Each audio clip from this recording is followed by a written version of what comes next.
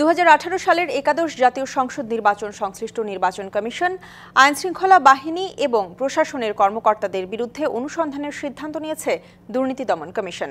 শিগগিরই অনুসন্ধান দল গঠন করবে সংস্থাটি। বুধবার ব্রিফিংয়ে অনুসন্ধান দল গঠনের বিষয়ে দুদকের মহাপরিচালক আক্তার হোসেন জানান, 2018 সালের সংসদ নির্বাচনে ক্ষমতার অপব্যবহার সহ নানা দুর্নীতির অভিযোগ পাওয়া গেছে।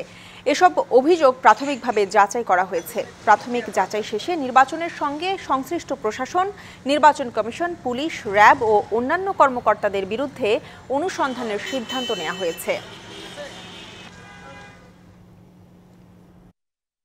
2018 সালের নির্বাচন নিয়ে সবচেয়ে বেশি বিতর্ক ছিল এবং আমাদের কাছে এই অভিযোগটা এই 2018 সালের নির্বাচনের সাথে যারা সম্পৃক্ত ছিল সেই অভিযোগের প্রেক্ষিতে অনুসন্ধানের সিদ্ধান্ত গৃহীত হয়েছে। রেকর্ডপত্র পর্যালোচনায় যাদের সম্পৃক্ততা পাওয়া যাবে তাদের সকলকেই অনুসন্ধানের আওতায় আনা হবে।